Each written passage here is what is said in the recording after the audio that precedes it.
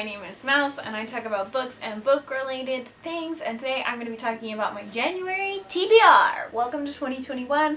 I'm very excited.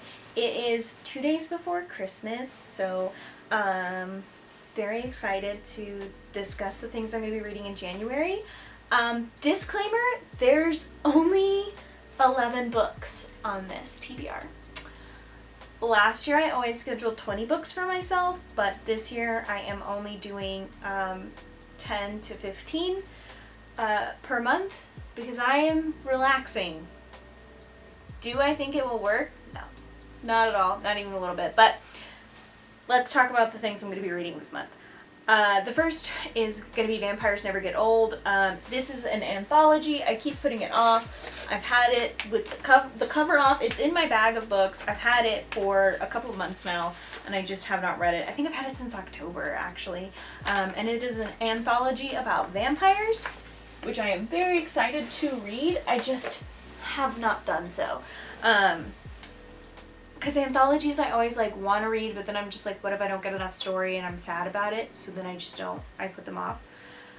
The next one is Ruin Song by Julia Ember.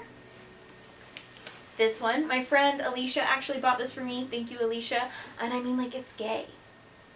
It's gay. So, it's basically about a girl who, magic is done through singing, and a girl is, forced to work for the queen and do awful things, and then she meets a childhood friend who's a part of the rebellion, and then they work together to do something. The description was a little vague, but I'm still very, very excited to read it. It looks beautiful. I've heard wonderful reviews for it, and again, it is a beautiful book, and it is, just super clearly gay. Even in the descriptor, it says in this dark and lush LGBTQ plus romantic fantasy. Love that. Can y'all tell that my Sapphic bookshelf has now, it's now 2, and I'm running out of room? The next book that I'll be reading is A Space Between Worlds. This is a sci-fi book that Elle has recommended for me. Essentially, it is about multiverse travel, but you can't travel to a dimension that your other verse self still exists, and there is 8 of her still alive, and she's just trying to connect her past and future. That's the gist of it. I am excited to read it. I have been interested in more sci-fi books, so I'm excited to continue to read ones that Elle recommends me, because she knows best when it comes to sci-fi for me. The next book is the Obelisk Gate by N.K. Jemisin. This is the sequel in the Broken Earth series trilogy, and it is about the world ending for the last time. This is another sci-fi book. It is a fantasy sci-fi book, and it is the continuation from the first book. I found the first book really, really interesting. It's one of my favorite books that I've read this year, in 2020. So I really enjoyed that. The next book on the TBR is a reread of Gideon the Ninth. Where is she? Gideon the Ninth. In the Locked Tome series, we know what Gideon the Ninth is. Y'all have heard me talk about it before.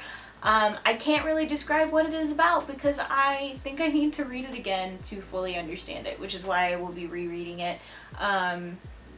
Skulls, necromancy, lesbians, himbos, not himbos. But anyway, you get what I'm trying to say. The next 3 books are just painful for me. They are just, the next 3 books are painful.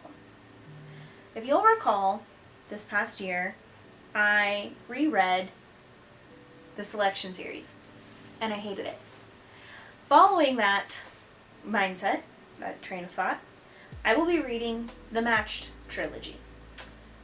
This series started in 2010, and I think I only read the first 2 books. I don't think I ever read the last one. In this society, the officials decide who you love and where you work and what you do. But on the matching screen for our main character, there is a glitch, And so then she has to make a decision, which has never happened. You're never supposed to make a decision. It is a dystopian sci-fi romance. Those are words. And I will be reading all 3 of them and judging high school me's choice in books, because I remember really enjoying that book. So, love that. Can't wait for that.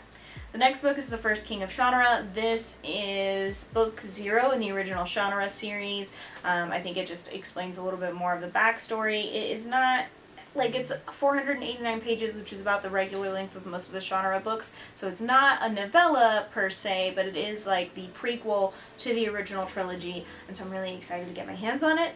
The next one is Burning God, The Burning God from R.F. Kuang. This is the last book in the Poppy War trilogy. Elle sent me a photo of her crying while reading it, so I'm really excited to read it. A little bit afraid, but mostly excited. So I will be getting my hands on that. Sorry if you can hear my phone going off. The next and last book that I will be reading in next month is Sea of Kings by Melissa Hope. This is an ARC. It is a middle grade book. It is a middle grade book about overcoming fears and pirates and the ocean, and it's about 13-year-olds just living their best lives, basically, and I'm very excited to read it. I've been really enjoying middle grades lately, to the point where I might even do Believe-a-thon in combination with Clear Your Shit Year 2 next year. That's how much I've been enjoying middle grades. They just let me be head empty for a little while, and I really like that. So, if you guys have any recommendation for books I should read in February, or things I should add on to the January list, then please let me know in the comments down below. If you liked this video, please don't hesitate to like and subscribe and share and all of those things, and don't forget to make sure notifications are turned on. I will see you guys in next month's TBR for February, and I hope that you enjoyed this, like I said. I will see you guys later. Hope you have a great day and the rest of your week. Okay, thanks, bye. Editing Andy here. Here's the thing. I'm super not used to a TBR that short, and I'd really like to get monetized this year, which means that my videos have to be 10 minutes or longer. So I'm probably gonna put a few minutes worth of blank screen in the video. I'm sorry in advance. But I put a lot of time and effort into my videos, and the idea that if YouTube still had its open monetization, that word is hard to say, the idea that if I still had that, I would have made almost $500 off of the Clear Your Shit video, and $20 off of most of my other videos, means that I'm gonna put like 3 minutes worth of bullshit to make this 10 minutes long. I'm super sorry in advance. I hope you understand. I work full-time and read a bunch of books and work really hard to edit videos and work really hard to make content for y'all. So yeah, I'm trying to get this bag, you know, and I'm gonna be transparent about that shit. So, editing Andy here to tell you, filming Andy fucked up and did not make the video long enough. Sorry.